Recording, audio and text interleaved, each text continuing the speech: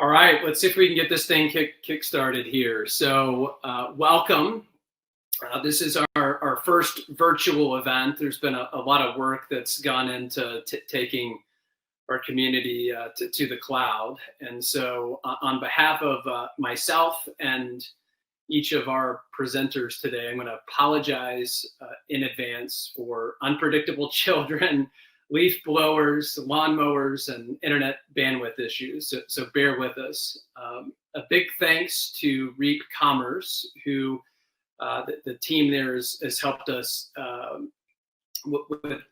create this event and take us from a live in-person meetup to a virtual meetup. So we're really thrilled to be hosting today.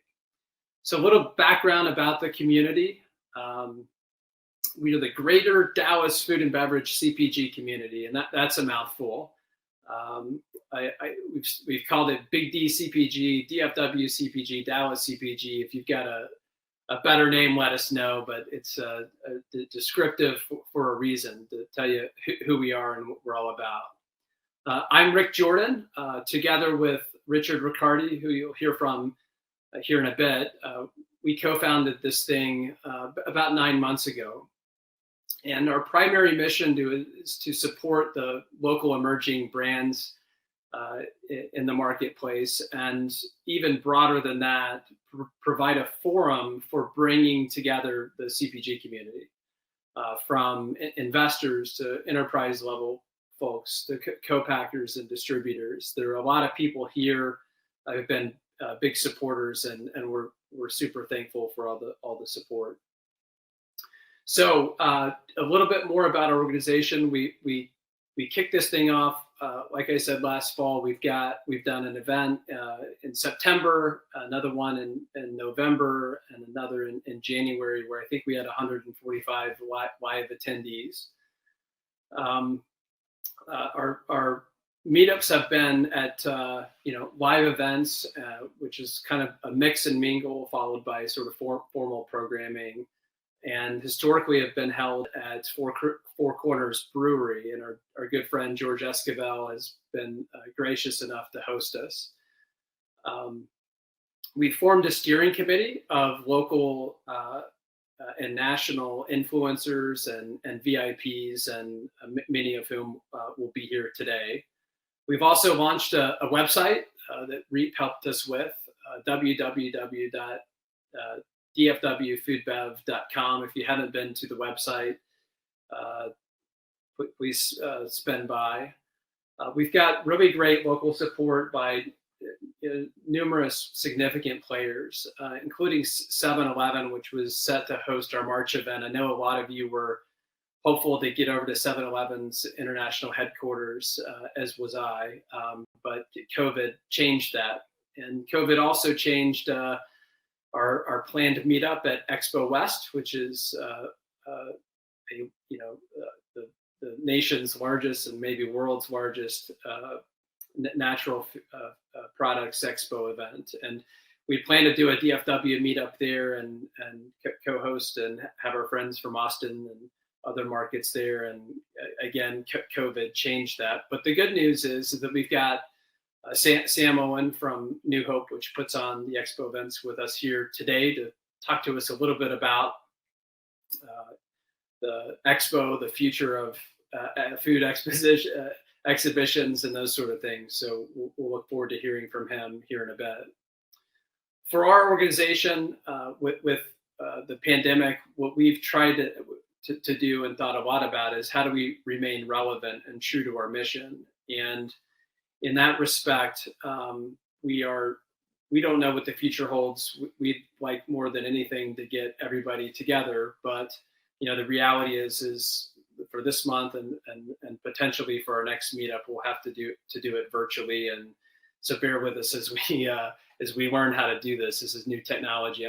Richard and I are sort of technology dinosaurs, so we're thankful to the REAP team for helping us out on that. One of the things that we've done to stay relevant as well during this new time is send out weekly brand promotion emails where we promote a few local brands and tell the community where you can buy that brand's products at a retail level or from a direct-to-consumer channel. And obviously today we're here to learn from some experts about the DTC channel and how to optimize that. And we're really looking forward to that presentation here in a bit. But if you're a brand who has not participated in our weekly promotion emails, shoot us a note. We'd love to do something for you. It's really important for us to promote our local brands and make sure that they're getting coverage in these new and difficult and different times. Before we proceed much further, I wanted to let everyone know there is a Q&A feature that will allow you to submit questions. It should be on the right hand of your screen. And so as you familiarize yourself with the portal here, you ought to be able to submit questions, and we'll try our best to answer those throughout the hour that we're together here.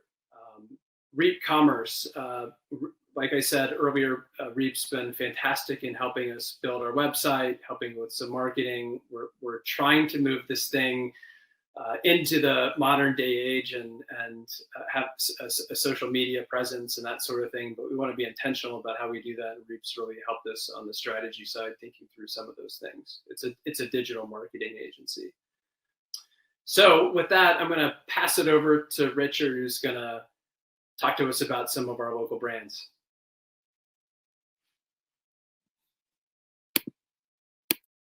Well, good evening, everyone. Good to virtually see everyone and be with everyone tonight.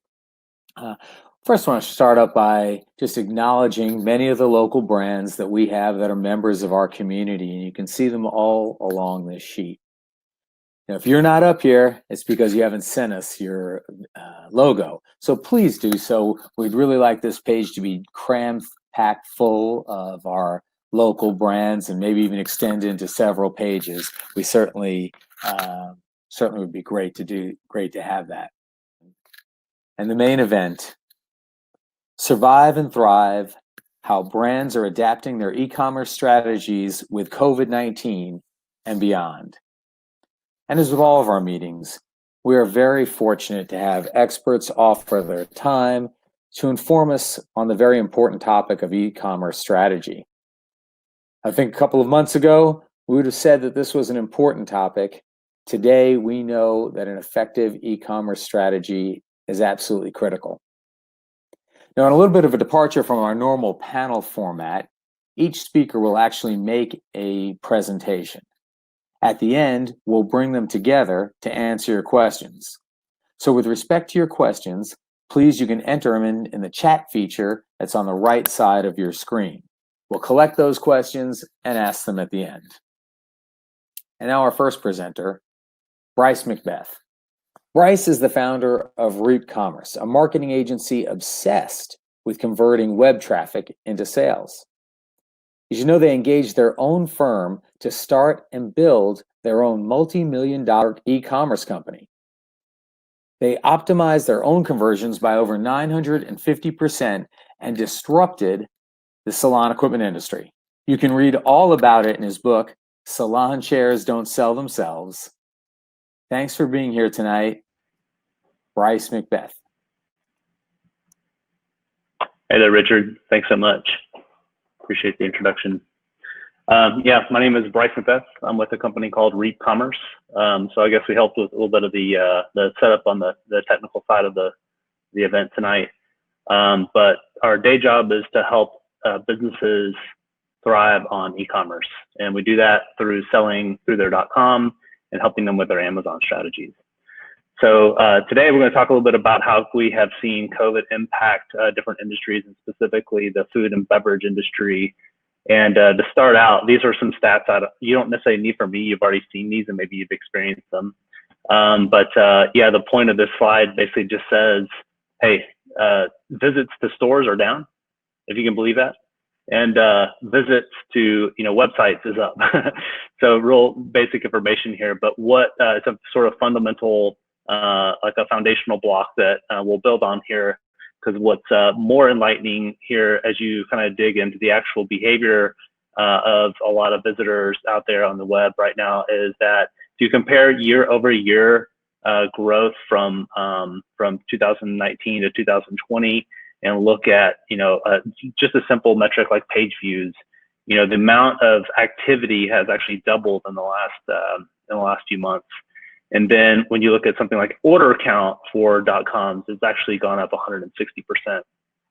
So online behavior is through the roof. And what's not pictured here is a lot of other like really interesting metrics. Some of them we'll get into, but a lot of data about how people are interacting with the content, asking questions about the product, and also submitting a lot of product reviews in the process.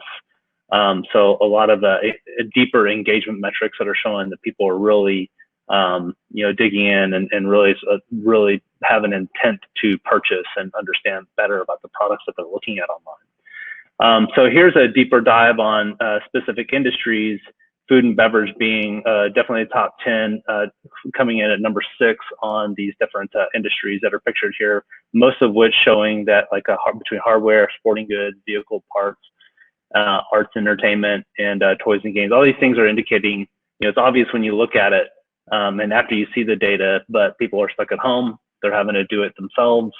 They're having to look for alternative ways to get the things that they need to take care of their homes and their families.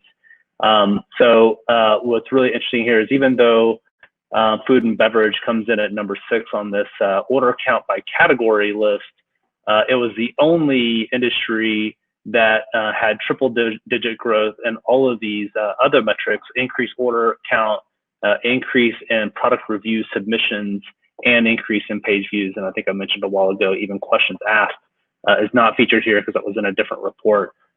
This one came from eMarketer.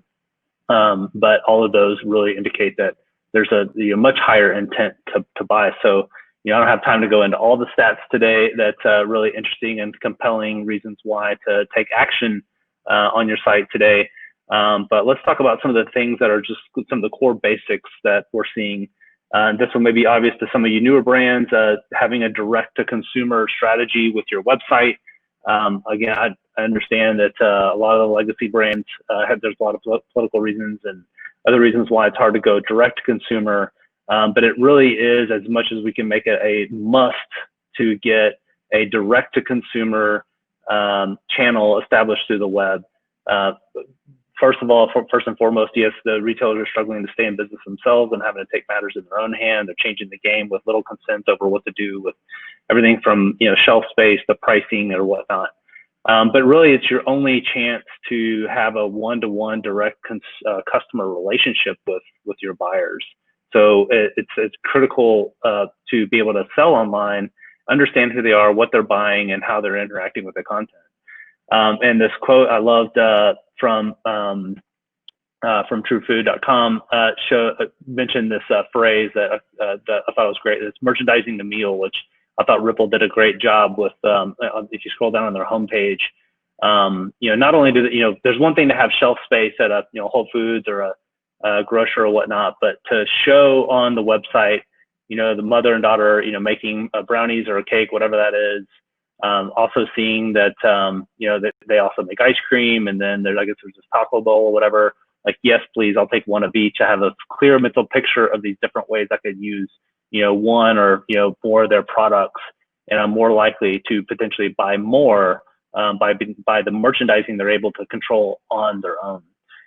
Next, and Bill will get more into this, but we're seeing that Amazon is an absolute must with, it's as much time and effort and money that brands are putting into content and social media just to generate a few thousand visitors a month on their website. There are 310 million active shoppers every month on Amazon. And depending on what report you read, they'll tell you that 60 to 65% of all product searches on the internet start on Amazon, not Google. So this is where a ton of brand discovery happens, and a lot of customers are actually acquired more so through Amazon than through the .com. And the other thing to keep in mind is, you may have noticed this, is when you look at different searches in your category on Google, it's really difficult to compete because you're actually competing with the likes of Amazon, Walmart, Jet, eBay, whatever is out there. Certainly to win the SEO game, you do also have to be on Amazon. I'm talking about SEO specifically for Google. And then there's an ad week report that came out in February that went into detail about how brands are losing control of their own brand by not participating on Amazon. There's a lot of tools that you can use through Amazon for registry and brand gating, but just by merely participating in Amazon, you can control all the imposters and knockoffs and people cheapening your brand with terrible descriptions and terrible photography and the wrong price. It's really essential to try to find a way to incorporate Amazon into your strategy. Next, in light of the current situation, is being super clear with expectations with your customers. There's a lot of uncertainty in, like, if I buy this product, am I actually going to get it? I really like what Melinda's has done with their website. Not just because they're a client of ours, but this was their idea, and I think they did an amazing job with it. But they're clear and upfront and tell you straight up that they are taking orders 24/7, and that all orders ship on Wednesday. So consumers are very tolerant of some of these delays, and they understand you're having trouble getting product or shipping it. So they're being much more tolerant of different, circumstances that you're under. You just need to be clear with them, like, when they can expect it. It's not, they're not expecting you to get it to them this afternoon or anything. I know this is not food and beverage, but I love the way 1-800 contacts treated have the same or similar treatment. So at the top here, they have this message that says COVID-19 update, inventory levels normal, shipping daily, spirits high. So they're not only are they communicating that clear expectation, but they're appealing to that humanistic buyer persona. I think they've done a fantastic job. I'm resisting the urge to go into all the details about what makes their website marvelously convert at a marvelous rate. So now let's talk about the different things you can do to kind of thrive in this environment, because there's a ton of opportunity out there. Not that we're using COVID as a chance to be opportunistic, but if you have product and people want to buy your product and you have it and you're able to ship it, then there is an opportunity for you and your consumer. So the biggest thing that we're noticing is that paid search, product listing ads, and other forms of pay-per-click marketing is a lot easier to compete in these days, because competitors are dropping out of the game. They're dropping out because they're also having product sourcing issues. They're having trouble shipping product, but they're also playing scared in some cases and backing out of ads, or cutting costs, and they're backing out. But they're backing out of the wrong thing, because I can tell you what's happening is it's driving down the cost per click, and we're getting a much higher conversion rate these days because there's less competition to compete with. So there are fewer competitors in the Shark Tank, and it's easier to get business out of it. So a lower cost per click and a higher conversion rate, that means incredible ROAS and a good return on investment. I call this the 4x multiplier effect. It basically means that you can decrease your cost per click if you can decrease it by 50%, and you can double your conversions, which isn't unheard of. Those things would be really hard in a normal environment. It's not impossible these days to double your conversions and cut your cost per click in half. That actually doesn't double your sales, that quadruples your sales. So huge opportunity there. The next thing we're seeing is with subscription. Subscription businesses grew, according to bigcommerce.com. Subscription businesses grew revenues about 5 times faster than the S&P 500 companies from January 2012 to June of 2019. Subscribe and Save is only one really version of that. You can do curated boxes, memberships and access, and Prime-like or Prime-inspired, shipping options, things like that. And keep in mind, businesses are somewhat out of the game right now, but when they're back, they're buying this type of subscription services too. And I know what you're thinking right now. I know what you're thinking. You're looking at 2019 and you're going, "Hey, Brice, hey man, that was like a decade ago." So not so much. So that same report actually goes into detail and shows that since March, that subscription revenues have actually doubled for many companies as people look to do pantry preparation and stockpile groceries in preparation for what's to come. They're not out there in their breaks, cruising different stores and just shopping. They want to stock their shelves with the things that they know that they like. I threw this gratuitous foot cardigan logo in there because a couple of our employees left a couple of years ago to start a subscription company, and we're very proud of them. The next thing is rethinking your offers. You know, I still see a ton of sites out there giving things away for 10% off and 20% off and $20 off when it's not necessary.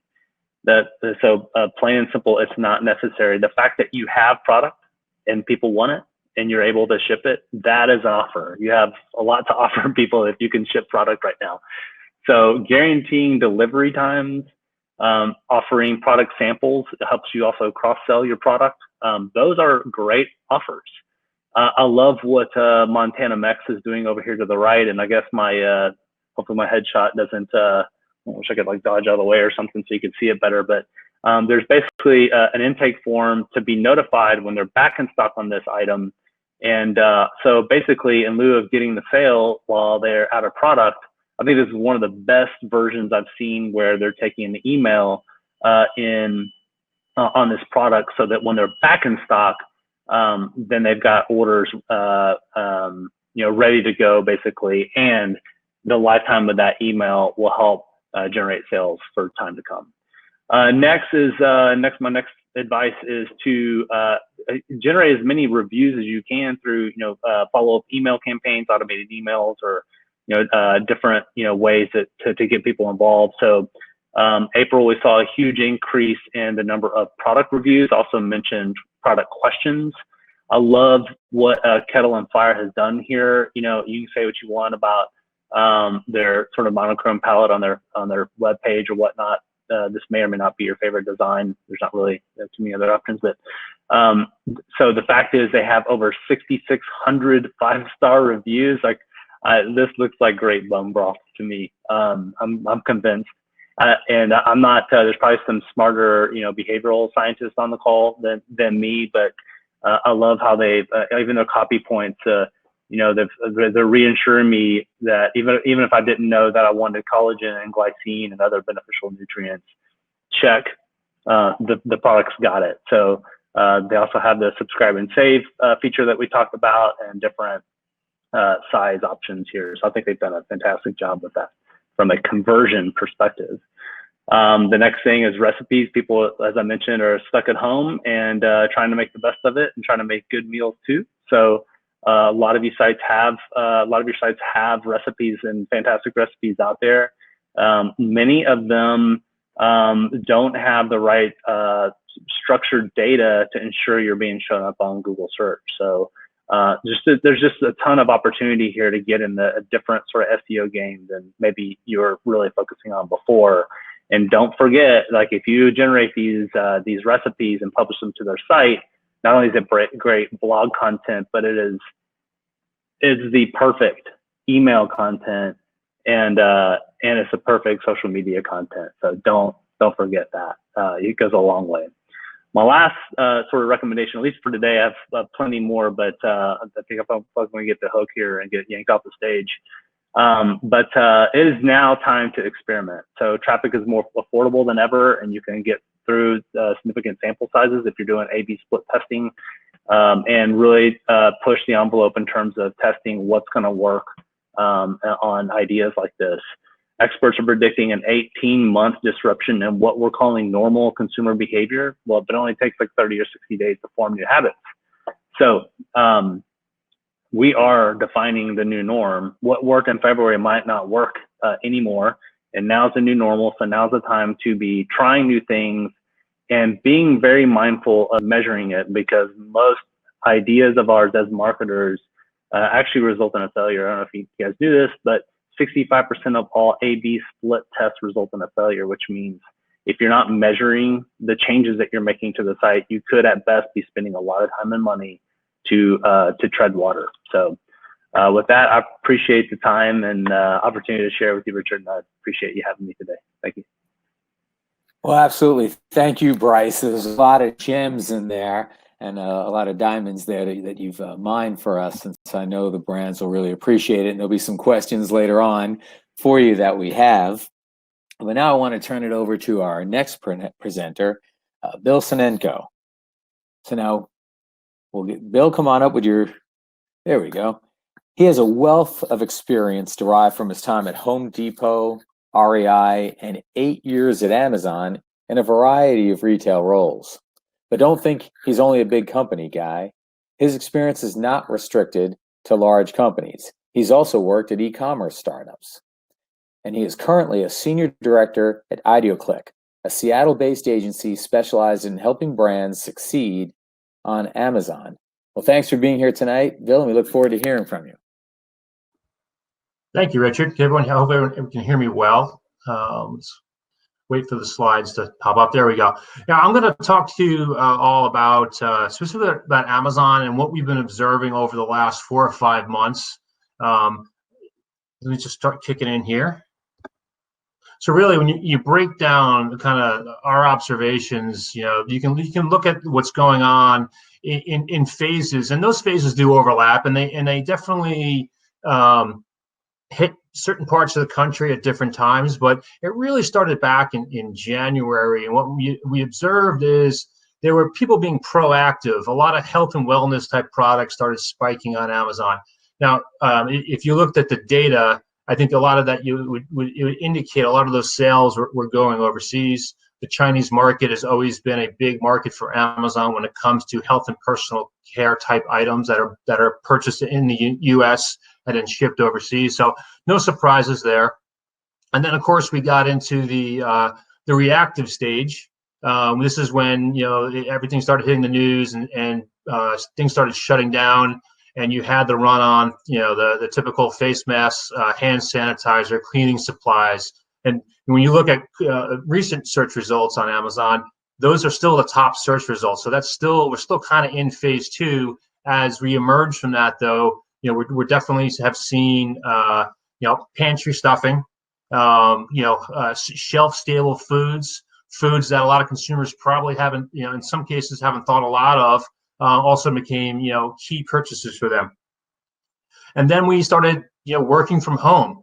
For a while, you could not find a webcam on Amazon, right? And they're still struggling with some of those supplies. So what does it mean for when you're working from home unexpectedly? What does it mean when your kids are working from home or going to school unexpectedly from home?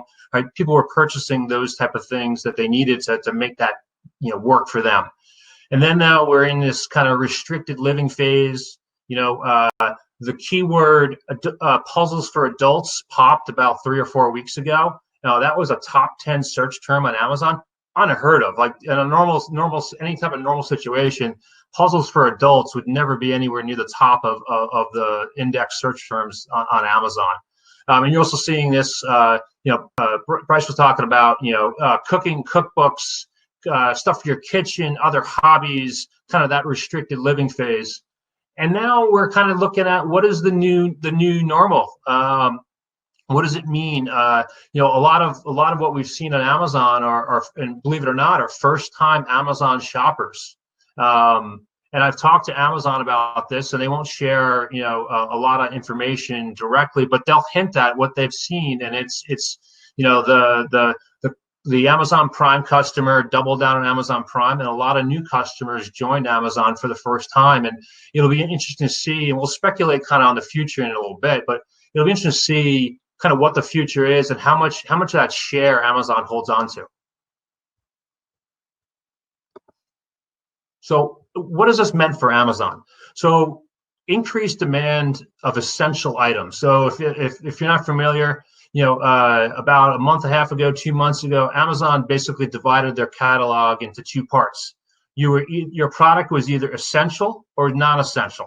Essential, it had a wide definition. It was everything from beverages, food, health and personal care, even things like beauty and luxury beauty still fell within the essential category. So that product flowed into Amazon.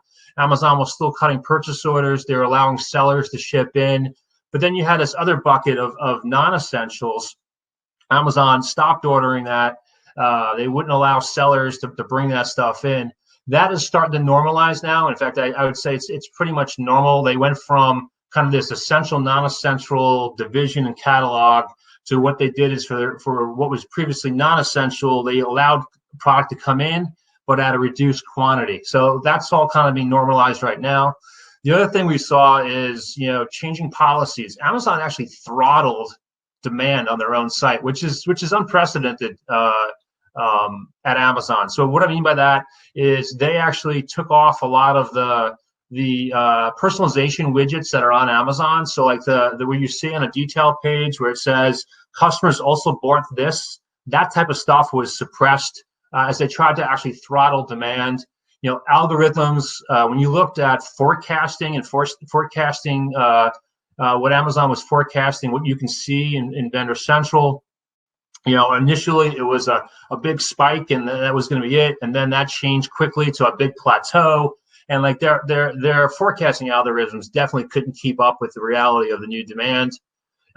Things like vendor-funded coupons were suppressed. Other programs were suppressed. I mean, literally throttling their own demand. And then you had the situation where a lot of manufacturers could not get product in.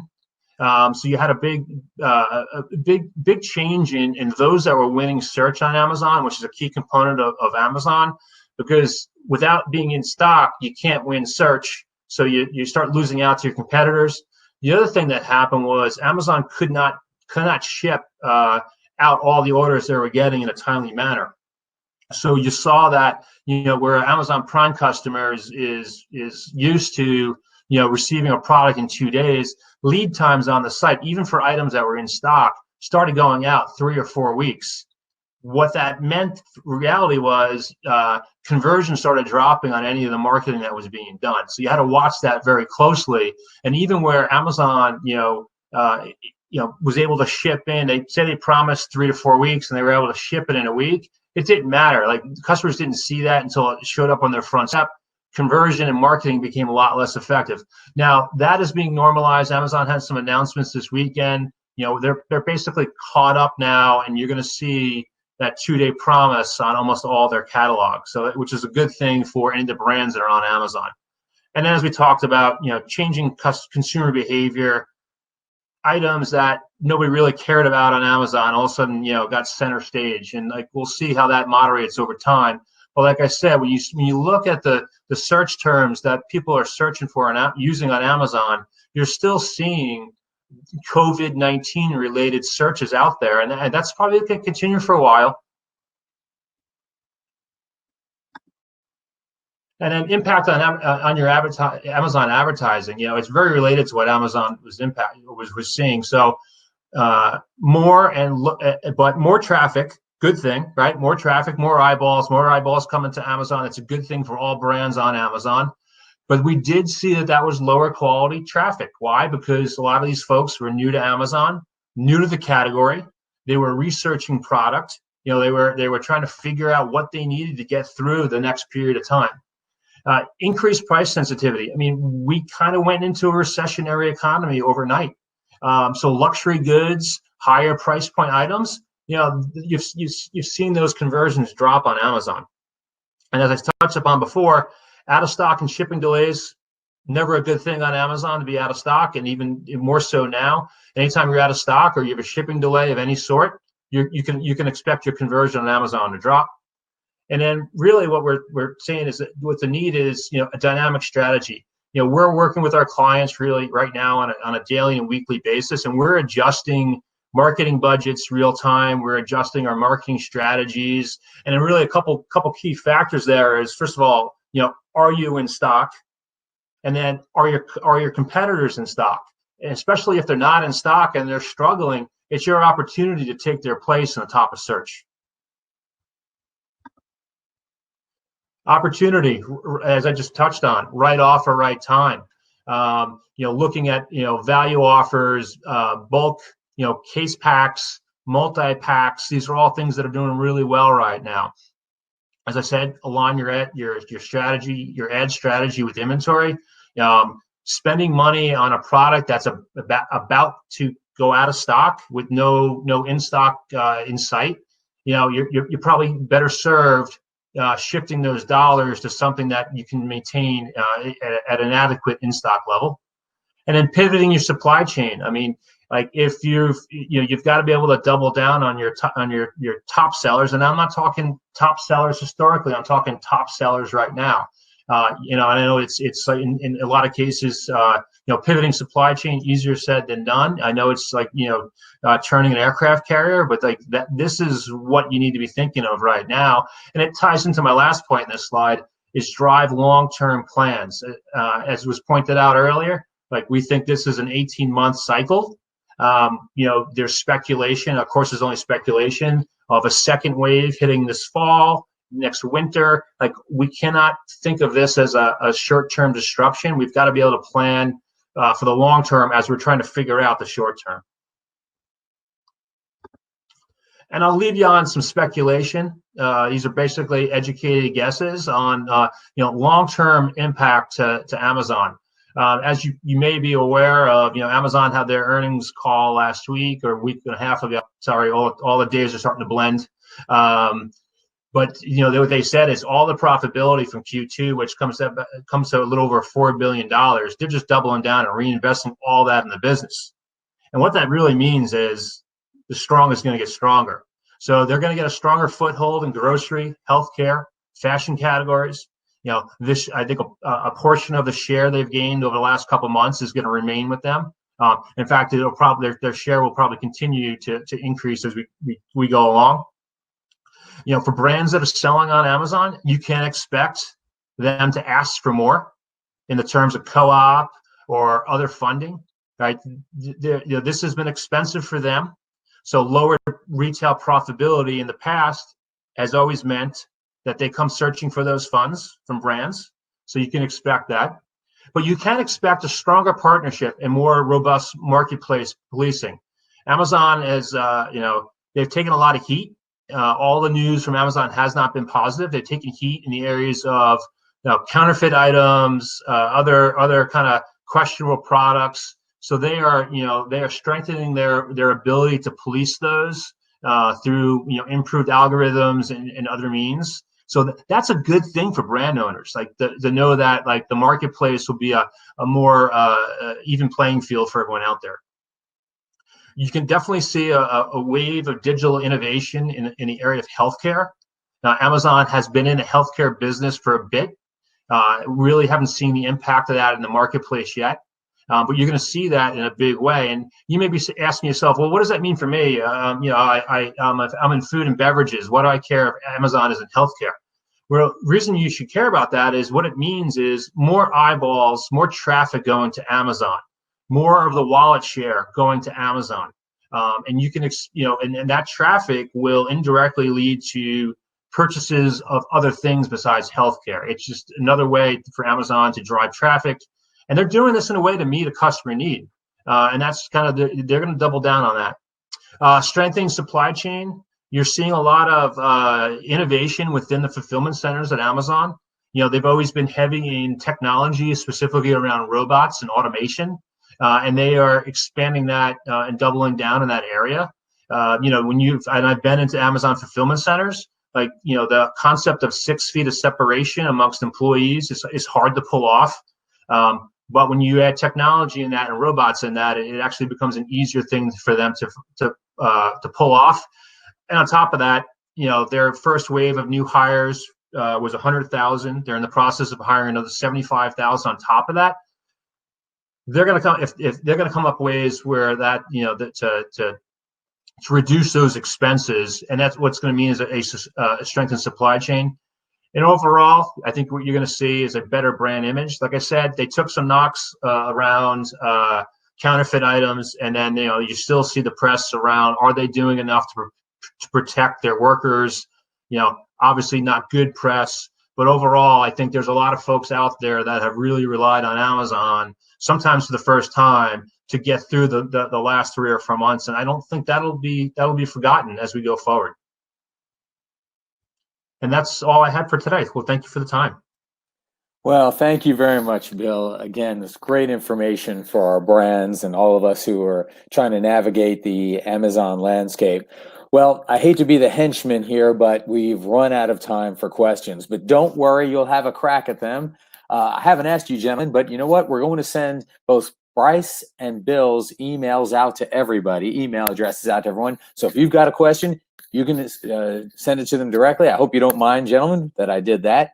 The other thing is, these guys are also going to be hosting another webinar next week entitled Feeding the Post-COVID Amazon Flywheel. 4 must-have strategies to protect your brand, build new channels, and propel success on Amazon. It's entirely complimentary. It'll be next Thursday, May 21st, and all of you attendees will get an email with a link to registration.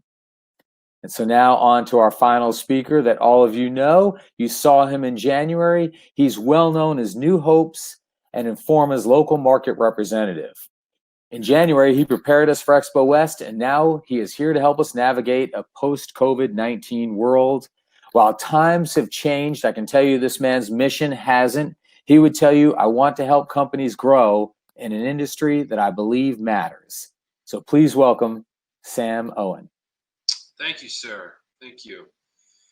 Yeah, my opportunity, I guess, that I have here today is just to take a moment and, rejoin the conversation, as a part of our local community here.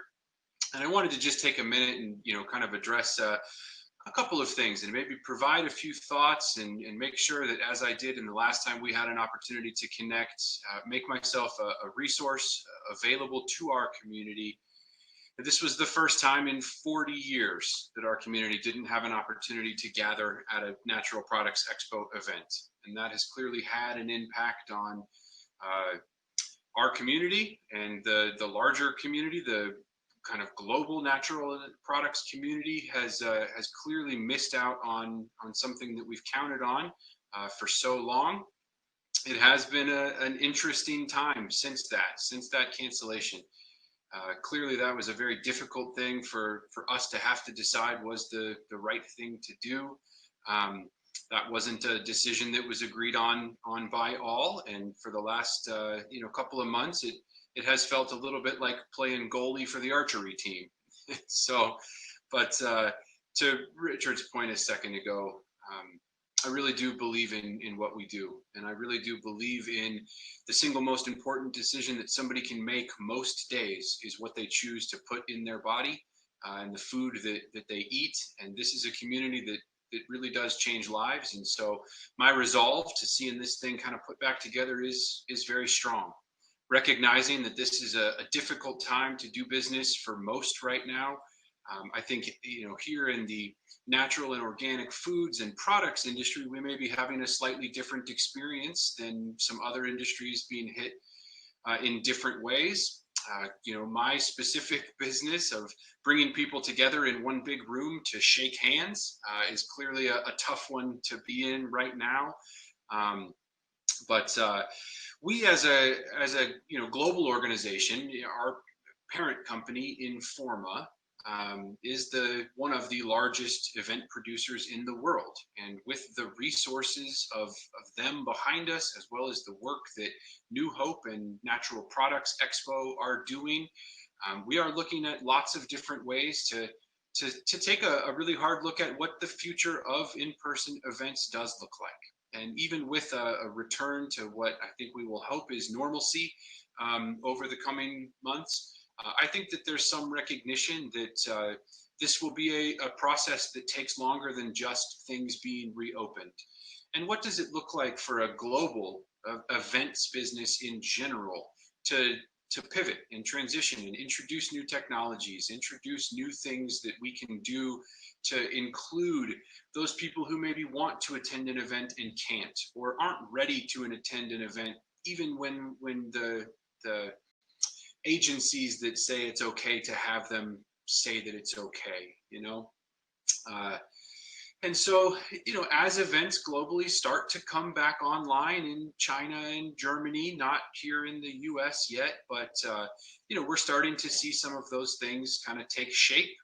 A quick note about our event and our coming events. Natural Products Expo East at this point in time is still on. Is still something that we are looking at with optimism and hoping that we can have and hold safely. I don't want to take too much time here, but there are some resources that we're going to be making available in the next couple of weeks. Very comprehensive health and safety procedures that we'll be putting out in the hopes that we can hold a safe event in the late fall. The fall kind of time frame is when events are going to be, at this point, eligible to come back online in some capacity.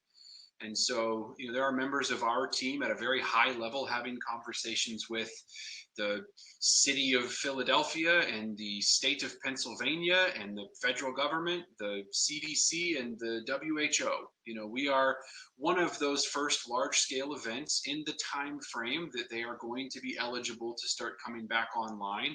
And that gives us unique access to some of those agencies and to have a seat at the table for some of those conversations. Not a ton of tangible things that can be shared about that at this point in time, but like I said, in the coming weeks, we do have a lot of information that we're going to be putting out to the market. As I mentioned at the beginning, my goal here as a resource is that if anybody on this call does have any specific questions, if anybody listening in today would like to, same thing, run anything past me, I'll make sure that my information is available for anybody that I maybe haven't already connected with, or I know a lot of you probably already have my information. So again, please feel free to always reach out to me, and I'll make myself available for that. I think before I potentially hand this back over, I think the last thought that I would maybe want to share is something a bit more specific and a bit more tangible. One of the questions that Richard and I maybe discussed ahead of time a little bit that might be on the minds of some folks would be just a few of those things regarding Expo West in 2020. And again, if anybody has any outstanding questions, comments, concerns, feedback that we've not already had a chance to communicate, please feel free to do so.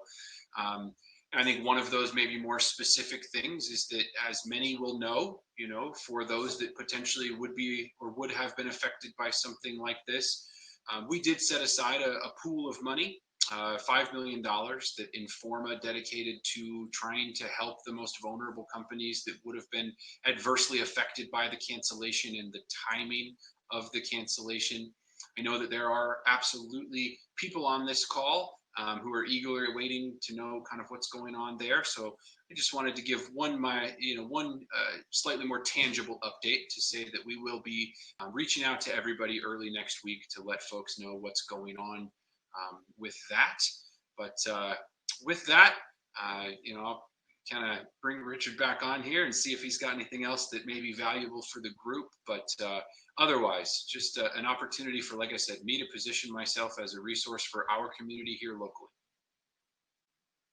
Well, again, thank you, Sam. Your presence here really means a lot to our community, and New Hope's support of the community is very important to us. So I'm not going to belabor you with any questions tonight. Really do appreciate the offer that people can contact you directly with their questions. So again, thank you. We look forward to seeing you again very soon. You'll be back, of course, as you know.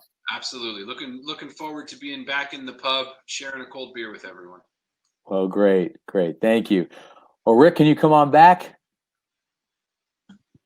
All right, I'm here. Yep. So this has just been great. So thanks to all for bearing with us on our first virtual event. It's probably been more anxiety on Richard's and my end than anything. But I think when I plugged the website earlier, I get an automatic email whenever somebody goes to the website and inputs their name. So when I finished my part earlier in the hour and pulled up my email, I had about 15 registrations. So for those of you who are not registered with us, go to www.dfwfoodbev.com and sign up so that you get our emails. We will be announcing our next event soon. We haven't decided exactly what day and time. If you've been following the chat session, I had asked whether this time Thursday at 4 p.m. Central worked for folks, or whether there's a different time that would be more accommodating. So if you haven't weighed in on that, please do so. Lastly, just a big thanks for being here to continue to support the community. We really need to prop up our brands in these difficult times. There's a lot of opportunity, and I think the presentations today really, what I'm hopeful was helpful in helping, think strategically about how brands can be successful in the current environment. So with that, Richard, you want to provide us some concluding thoughts? Sure. Well, I just want to remind everyone that despite whatever times we have, we're going to continue to bring you information and resources to foster the success of our community. That's all we're about. Remember, we started as a community, we remain a community, and under the circumstances, we're just assembled in a different manner. Now, certainly, I think if we look at it tonight, all of us would say we missed coming together before the presentations and staying after the presentations so that we could be together and interact and mix and mingle. And certainly we are going to have that opportunity again. And so while tonight we only deliver content, when we can, we will gather back together. You can be assured of that. And we remain focused on our mission to help build our Dallas brands and foster everyone's success. So with that, I'll just say good evening and please stay safe. Thank you.